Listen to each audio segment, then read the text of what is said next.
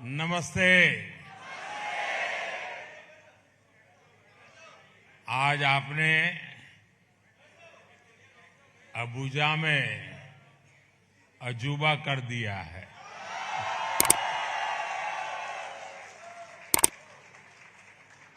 Abuja में अद्भुत समा बांध दिया है और ये सब देख करके कल शाम से मैं देख रहा हूं, ऐसा लगता है मैं अबुजा में नहीं बल्कि भारत के ही किसी शहर में मौजूद हूं।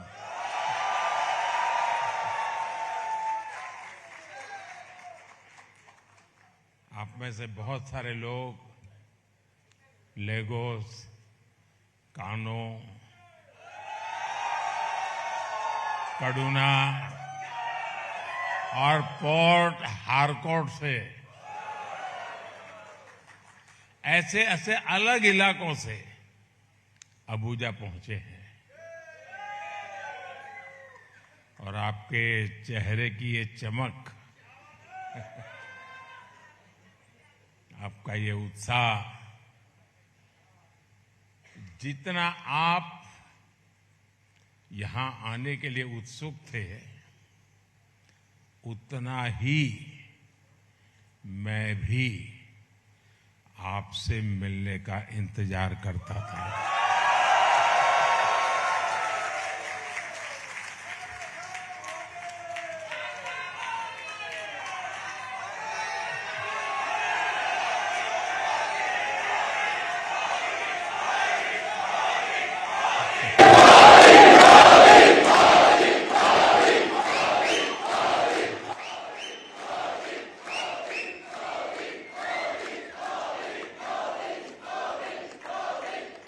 आपका ये प्यार, ये स्नेह, ये मेरे लिए बहुत बड़ी पूंजी है।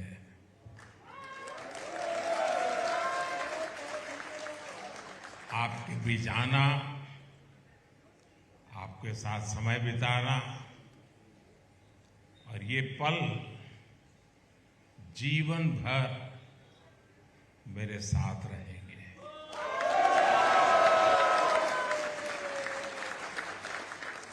साथियों,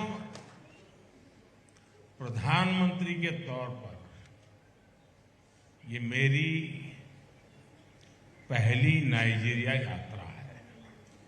और सफल रहेगी।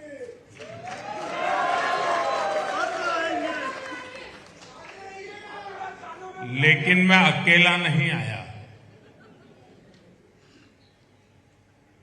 मैं अपने साथ भारत की मिट्टी की महक लेकर के आया।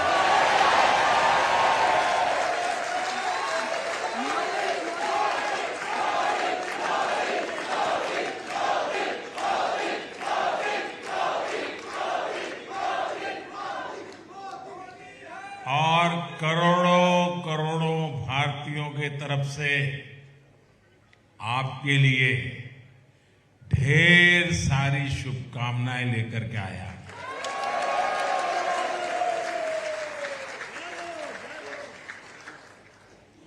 भारत की प्रगति से आप खुश होते हैं और यहां आपकी प्रगति पर हर भारतवासी का सीना चौड़ा हो जाता है।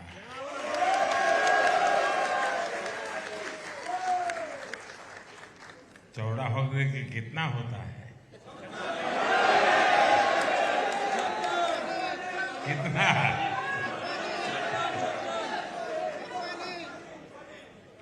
मेरा तो 56 हो जाता है।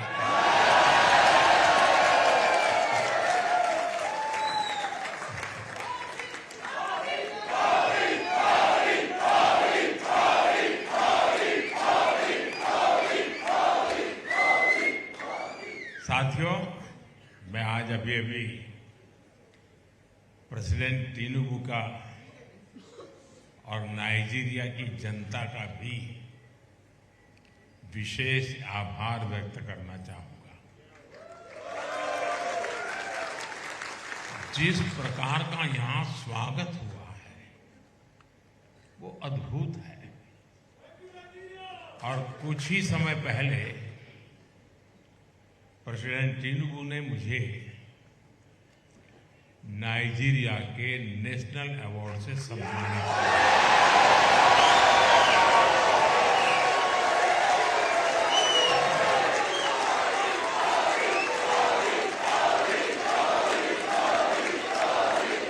ये सिर्फ मोदी का सम्मान नहीं है,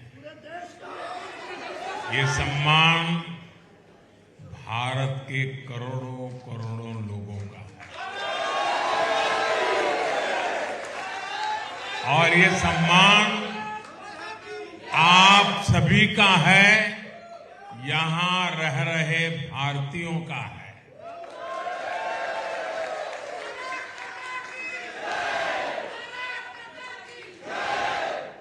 साथियों, मैं बहुत ही नम्रतापूर्वक ये सम्मान आप सबको समर्पित करता हूं।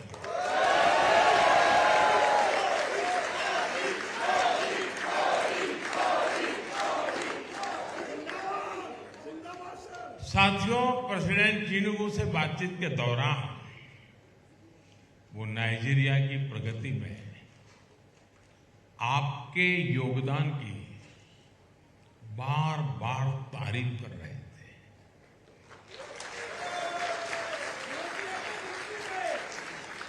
और जब मैं उनको सुनता था, उनकी आंखों में जब ये चमक देख रहा था, उस वक्त मेरा माथा गर्व से ऊंचा हो गया है।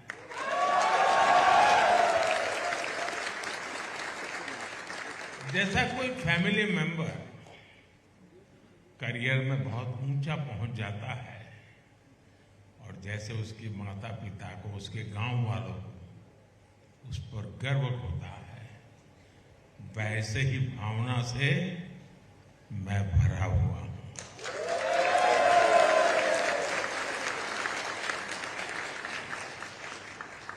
आप सभी ने नाइजीरिया को सिर्फ अपना परिश्रम, अपनी मेहनत ही नहीं दी है, आप लोगों ने नाइजीरिया को अपना दिल भी दिया है।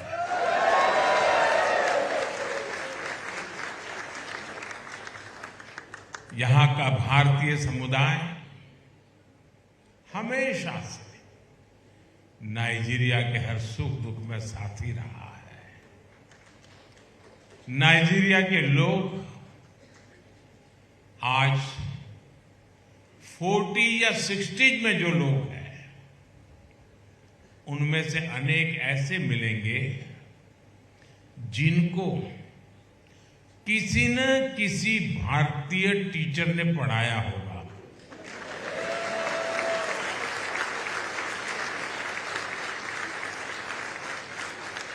यहां बहुत सारे भारतीय डॉक्टर हैं जो नाइजीरिया के लोगों की सेवा कर रहे हैं।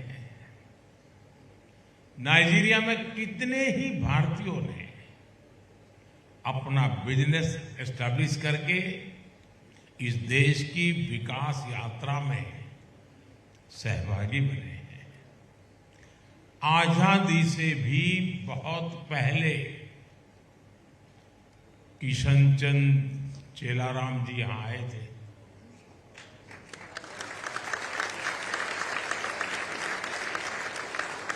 तब ये कोई नहीं जानता था कि उनकी कंपनी नाइजीरिया के सबसे बड़े बिजनेस हाउस में से एक बन जाएगी।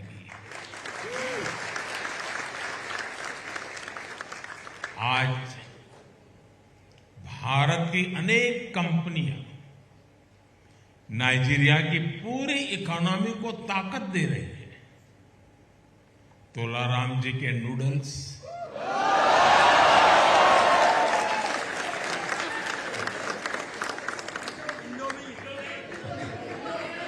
यहाँ घर घर में आनंद से खाए जाते हैं।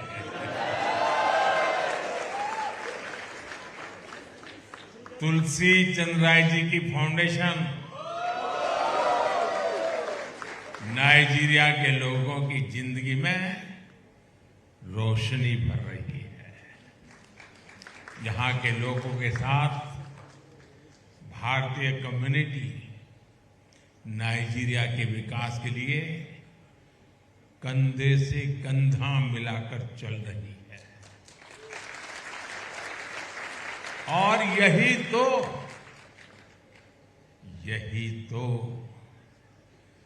भारत के लोगों की बहुत बड़ी ताकत है, भारत के लोगों के संस्कार है।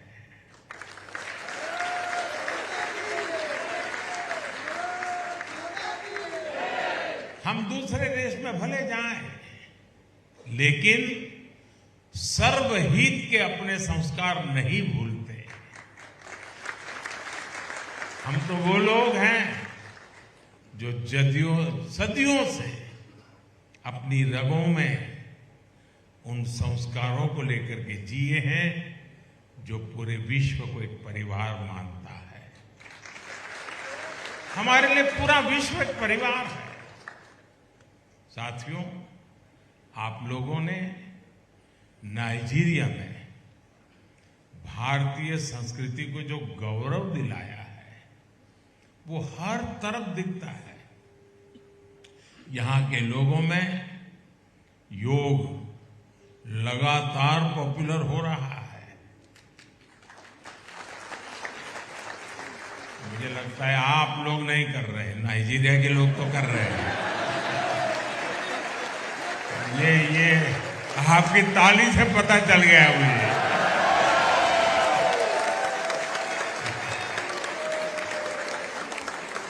देखिए साथियों, पैसे कमाइए, नाम कमाइए, जो कमाना है कमाइए, लेकिन कुछ समय योग के लिए भी तो लगाइए।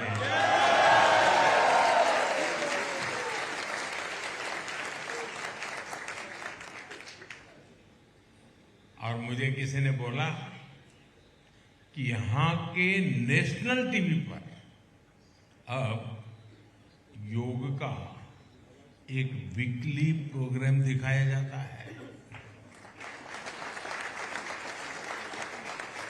आप लोग तो यहाँ का टीवी नहीं देखते होंगे, आप तो इंडिया का देखते होंगे। वहां कितना पानी आया, आज कहाँ एक्सीडेंट हो गया,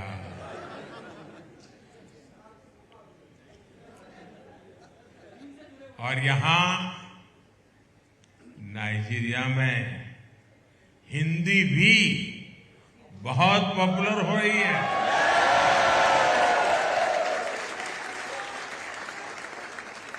नाइजीरिया के युवा, खासकर कानो के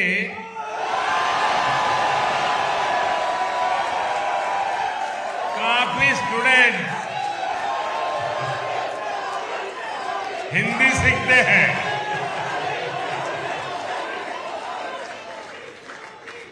और कानों में तो हिंदी प्रेमियों ने दोस्ताना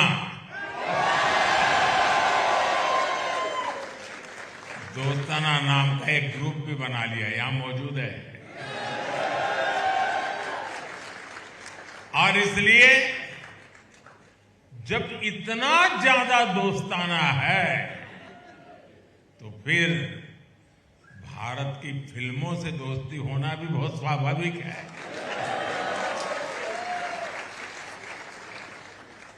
मैं अभी भोजन के समय गप मार रहा था सबके साथ, यहाँ के लोगों से। उनको भारत के सब एक्टरों का नाम मालूम है, सब फिल्मों का नाम। नॉर्दर्न एरिया में लोग भारतीय सोच दिखाने के लिए उमड़ पड़ते हैं।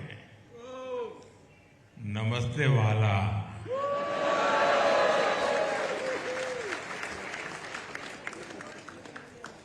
ये वाला शब्द समझ आ जाता है लोगों को।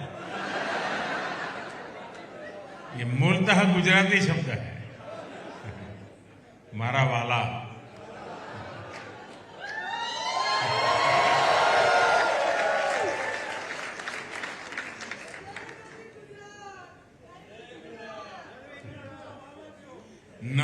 वाला जैसी फिल्में और पोस्टकार्ड जैसी वेब सीरीज यहां खूब पसंद की जा रही है। साथियों, गांधी जी लंबे समय तक अफ्रीका में रहे थे। उन्होंने अफ्रीका के लोगों का सुख दुख साझा किया। गुलामी के उस दौर में भारत और नाइजीरिया के लोगों ने आजादी के लिए, उसके जंग के लिए कोई कोर कसर बाकी नहीं छोड़ी। और जब भारत आजाद हुआ तो उसने नाइजीरिया के आजादी के आंदोलन को भी प्रेरित किया। आज भारत और नाइजीरिया संघर्ष के दिनों के साथी की तरह एक साथ आगे बढ़ रहे हैं। भारत मदर ऑफ डेमोक्रेसी है।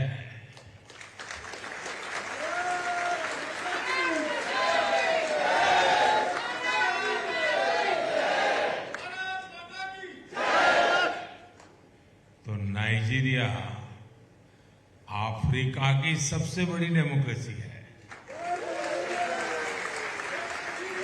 हम दोनों के पास डेमोक्रेसी की समानता है। हम दोनों के पास डायवर्सिटी की समानता है। और हम दोनों देशों के पास डेमोग्राफी की ऊर्जा है।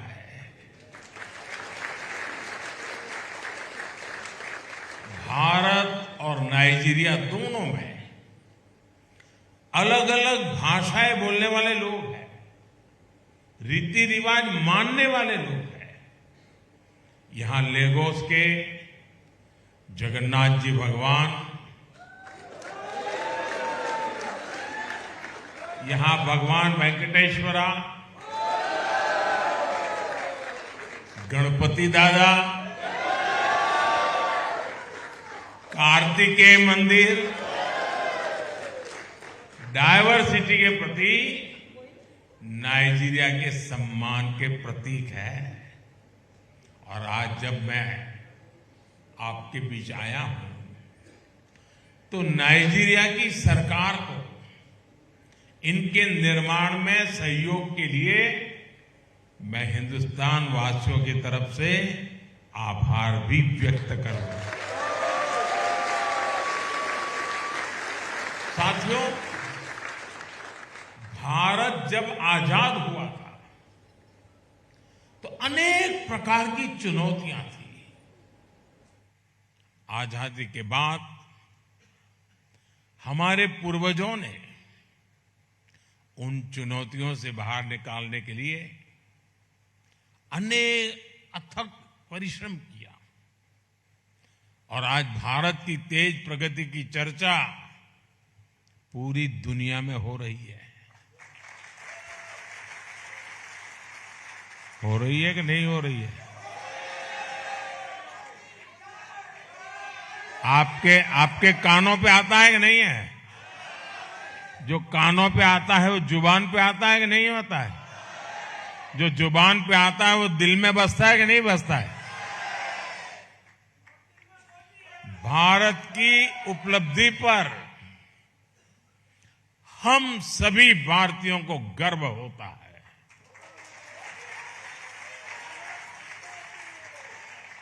आप बताइए, आपको भी गर्व होता है कि नहीं होता है?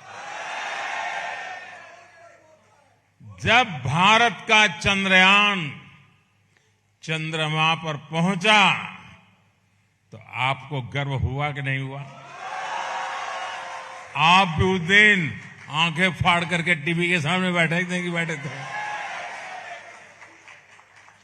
जब भारत का मंगलयान मंगल पर पहुंचा तो आपको गर्व हुआ कि नहीं हुआ?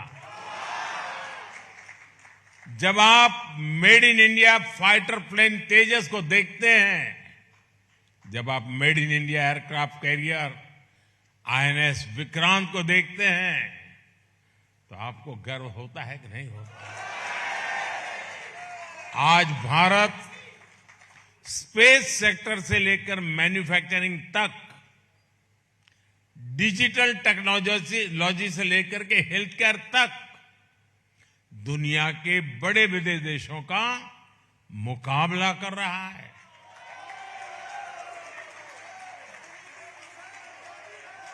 आप सभी जानते हैं, गुलामी के लंबे कालखंड ने हमारी इकोनॉमी को तहस नहस कर दिया था। चुनौतियों से लड़ते हुए आजादी के बाद के 60 साल में, 6 दशक में भारत की अर्थव्यवस्था ने $1 ट्रिलियन का पड़ाव पार किया।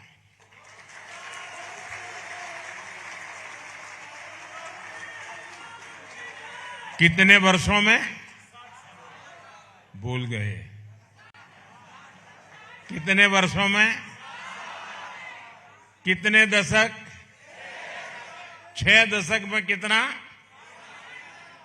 मैं कोई टीचर नहीं हूं, मैं ऐसे ही पूछ रहा हूं। हम भारतीय डटे रहे और ताली अब बजानी है। ऐसे ही बजाओगे क्या?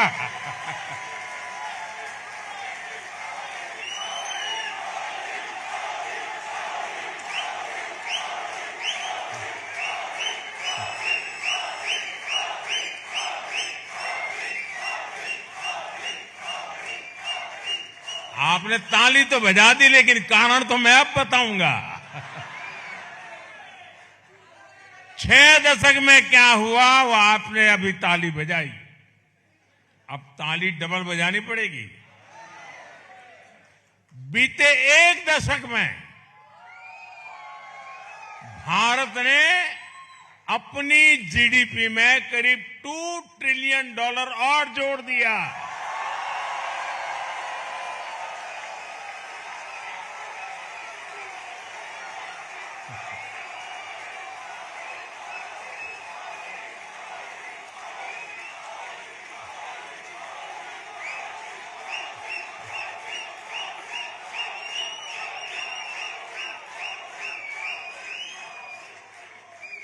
दस सालों में भारत की इकोनॉमी का साइज 2 गुना हो गया है, डबल। आज भारत दुनिया की 5वीं सबसे बड़ी अर्थव्यवस्था है। याद रहेगा ना? कितनी?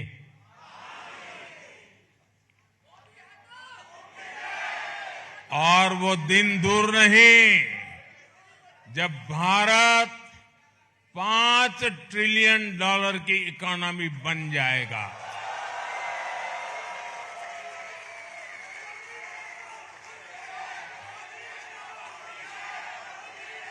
जब भारत दुनिया की तीसरी सबसे बड़ी इकोनॉमी बन जाएगा। साथियों, हम अक्सर सुनते हैं कि जो लोग अपने कंफर्ट जोन से बाहर निकलते हैं वही कुछ बड़ा कर पाते हैं। अब ये बात आपको समझाने की जरूरत नहीं है, क्योंकि आप यहां तक तो आ ही गए हैं। आज भारत और भारत का युवा इसी मिजाज से आगे बढ़ रहा है। इसलिए आज भारत नए नए सेक्टर्स में तेज गति से ग्रो कर रहा है। भारत का स्टार्टअप इकोसिस्टम, शायद आपने भी 10-15 साल पहले स्टार्टअप सुना ही नहीं होगा। मैं एक बार स्टार्टअप को प्रमोट करने के लिए कॉन्फ्रेंस बुलाई, तो उसमें एक 8-10 लोग थे जो स्टार्टअप वाले थे, बाकी सब तो अभी क्या है स्टार्टअप समझने वाले थे।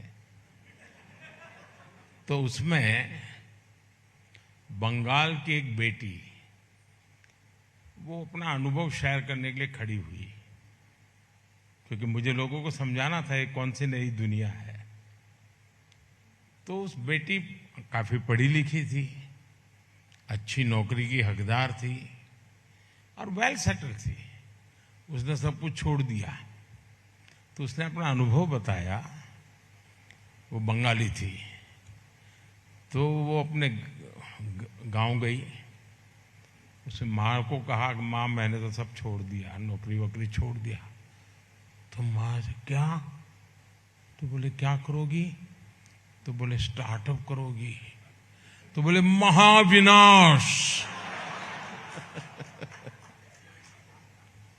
लेकिन आज यही हमारे नौजवान कंफर्ट जोन से बाहर निकलकर नए भारत के लिए नए सॉल्यूशन पर काम करने की ठानी और नतीजा क्या शानदार निकला है। आज भारत में 1.5 लाख से अधिक रजिस्टर्ड स्टार्टअप्स हैं।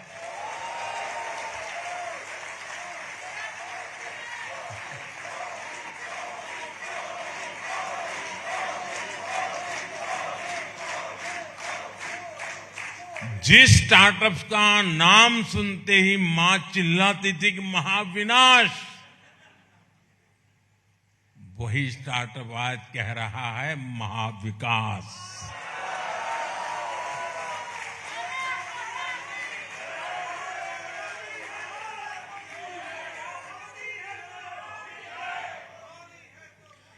दस साल में भारत में 100 से अधिक यूनिकॉर्न्स बने हैं।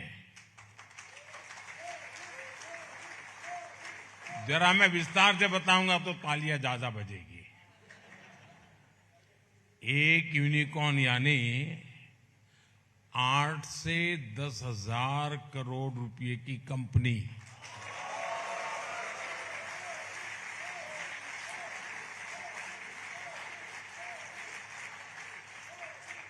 भारत के नौजवानों द्वारा बनाई ऐसी 100 से ज्यादा कंपनियां आज भारत के स्टार्टअप कल्चर का परचम लहरा रही है।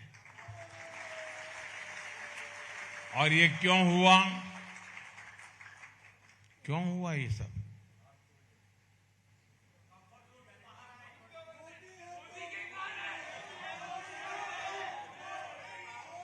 क्यों हुआ?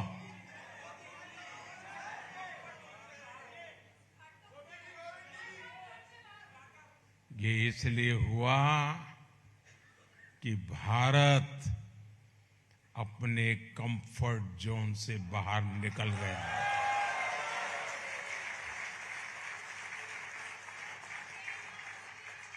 साथियों, मैं एक और उदाहरण आपको देता हूं।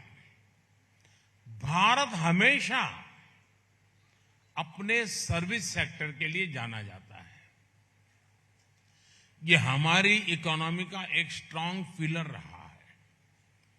लेकिन हम इतने से ही संतुष्ट नहीं हुए। हमने कंफर्ट से बाहर निकलकर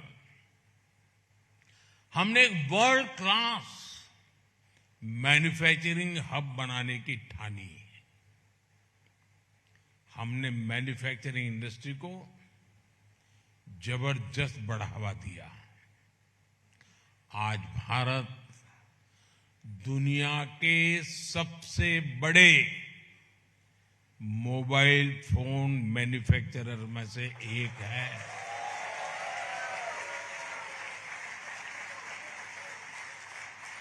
आज भारत में हर साल 30 करोड़ से ज्यादा मोबाइल फोन मैन्युफैक्चर हो रहे हैं।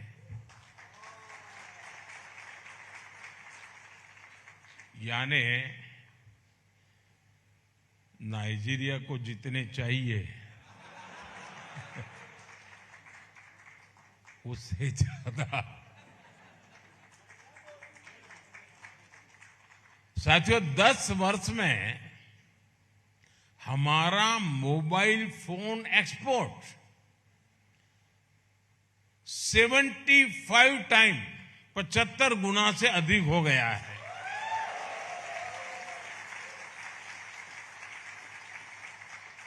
इन्हीं 10 सालों में भारत का डिफेंस एक्सपोर्ट ये करीब करीब 30 गुना बढ़ गया है।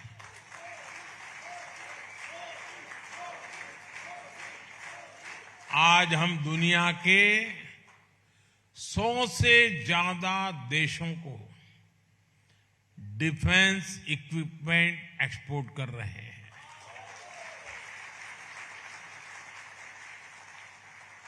साथियों, स्पेस इंडस्ट्री में तो भारत जो कमाल कर रहा है उसकी प्रशंसा तो दुनिया भर में हो रही है। भारत ने ठाना है जल्द ही हम अपने गगनयान से भारतीयों को स्पेस में भेजेंगे।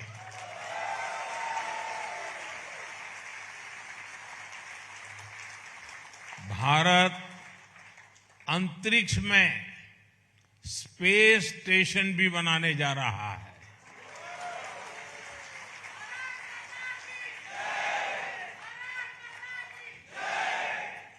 साथियों, कंफर्ट जोन छोड़कर इनोवेट करना, नए रास्ते बनाना, ये आज भारत का मिजाज बन चुका है।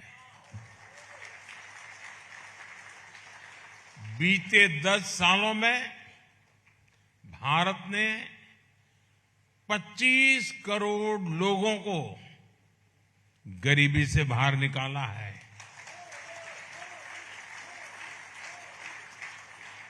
इतने सारे लोगों का गरीबी से बाहर आना ये दुनिया के लिए बहुत बड़ी प्रेरणा है। ये हर देश के लिए एक उम्मीद जगाता है। अगर भारत ने किया है तो हम भी कर सकते हैं। आत्मविश्वास से भरा भारत आज एक नई यात्रा पर निकल पड़ा है। लक्ष्य है विकसित भारत बनाना।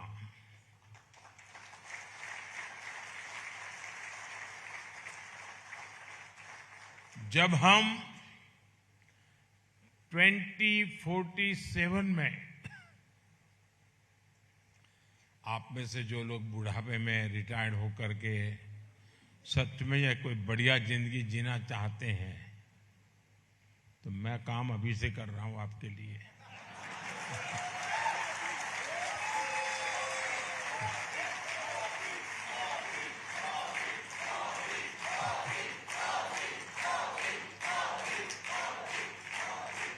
जब हम 2047 में आजादी के 100 साल मनाएंगे तो भारत विकसित हो, भव्य हो, इसके लिए हर भारतीय मिलकर के काम कर रहा है।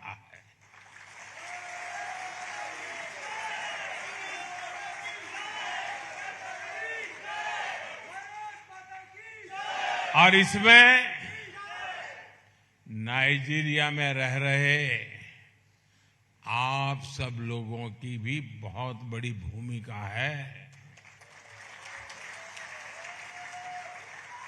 साथियों, ग्रोथ हो, पीस हो, प्रॉस्पेरिटी हो या फिर बात डेमोक्रेसी की, दुनिया के लिए भारत एक नई उम्मीद बनकर उभरा है।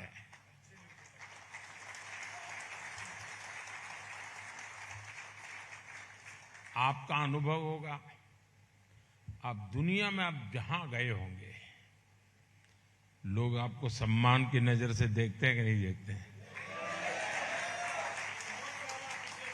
नहीं, सच बताइए क्या होता है? आप जैसे ही कहते हैं ना, इंडिया या हिंदुस्तान या भारत, वो हाथ छोड़ता ही नहीं है। उसको लगता है मैं हाथ पकड़ रखूंगा तो कुछ ऊर्जा मेरे पे आ जाएगी।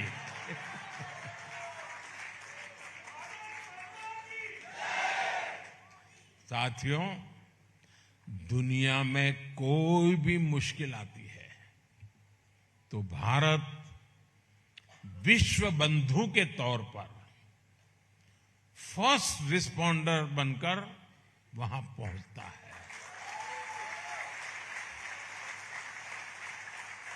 आपको कोरोना का समय याद होगा।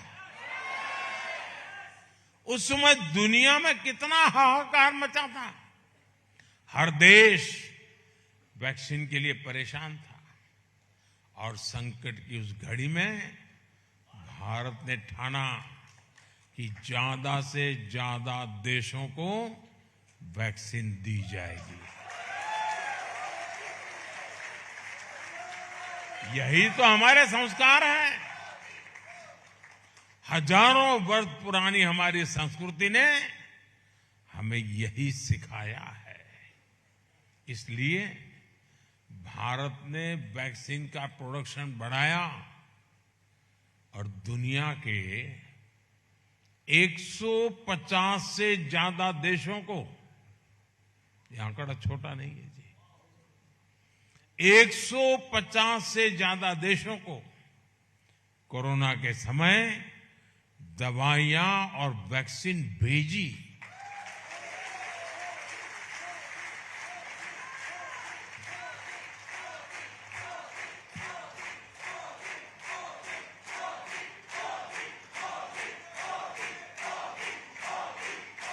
नाइजीरिया समेत अफ्रीका के कितने ही देशों में भारत के इस प्रयास से हजारों हजारों लोगों का जीवन बचा।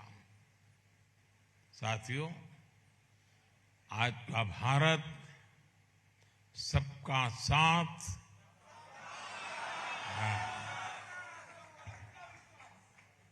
सबका साथ, सबका विकास पर यकीन करता है।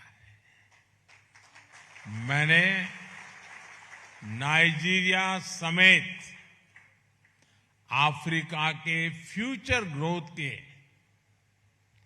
एक बड़े केंद्र के रूप में देखा है। पिछले 5 साल में ही हमने अफ्रीका में 18 नई एम्बेसी शुरू की है।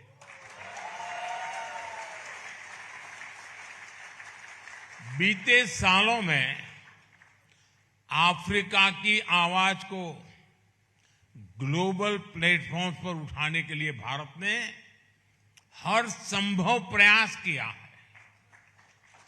इसका एक शानदार उदाहरण तो आपने पिछले साल ही देखा है, जब भारत को पहली बार G20 की प्रेसिडेंसी मिली तो हमने अफ्रीकन यूनियन को परमानेंट मेंबर बनाने के लिए पूरा जोर लगा दिया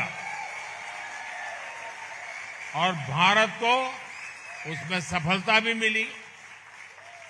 मुझे खुशी है कि G20 के हर मेंबर देश ने भारत के इस कदम को भरपूर समर्थन दिया और भारत के निमंत्रण पर नाइजीरिया ने वहां गेस्ट कंट्री के रूप में पूरी शान से इस इतिहास को बनते देखा।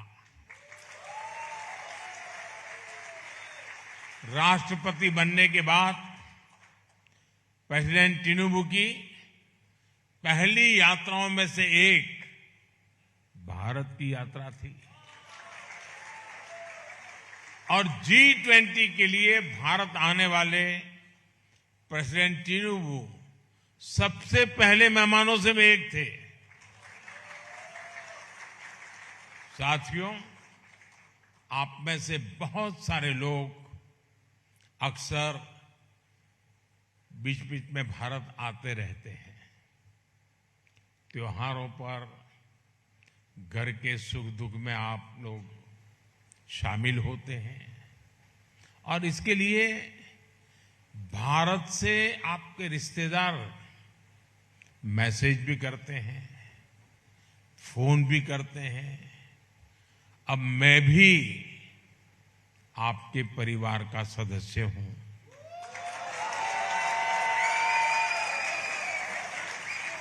खुद आपके बीच हूं तो मैं भी आपको एक विशेष निमंत्रण देना चाहता हूं।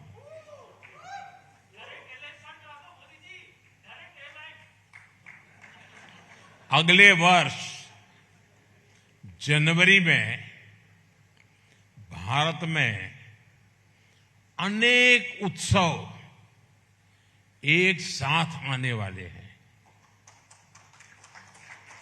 जनवरी महीने में हर वर्ष हम 26 जनवरी को रिपब्लिक डे के रूप में मनाते हैं दिल्ली में, देश में। जनवरी महीने के दूसरे हफ्ते में प्रवासी भारतीय दिवस भी मनाया जा रहा है और इस बार ये प्रवासी भारतीय दिवस भगवान जगन्नाथ जी के चरणों में उड़ीसा की धरती पर होने वाला है। इसमें पूरी दुनिया से आप जैसे साथी भारत में जुटने वाले हैं। अगले साल 13 जनवरी से 26 फरवरी तक 45 दिन प्रयागराज में महाकुंभ भी होने जा रहा है। भारत आने की इतनी सारी वजह है, एक साथ है। एक बड़ा ही सुखद संयोग आपके लिए बना हुआ है। आप इस दौरान भारत आएं, अपने बच्चों को भारत लाएं और जो नाइजीरियन दोस्त भी है उनको भी साथ लाएं और प्रयागराज से पास में है अयोध्या जी है,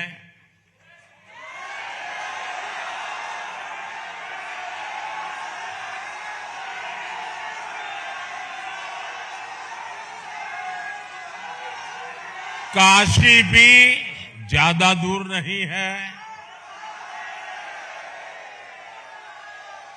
कुंभ में आए तो आप वहां जाने का भी प्रयास करिएगा और काशी में जो नया विश्वनाथ भगवान का धाम बना है पूरा देखने जैसा है। और अयोध्या में 500 साल बाद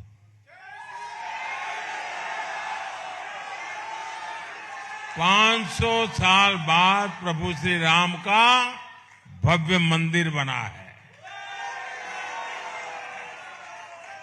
आप खुद भी दर्शन करिएगा, अपने बच्चों को भी वहां के दर्शन कराइएगा।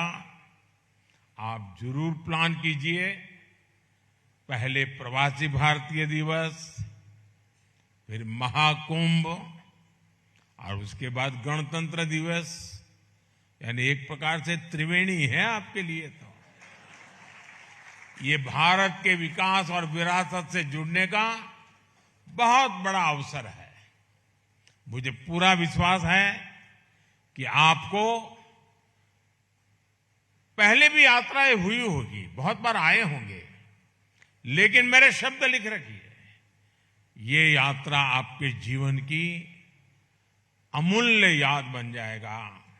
आपके जीवन का एक बहुत बड़ा आनंद का सौभाग्य होगा।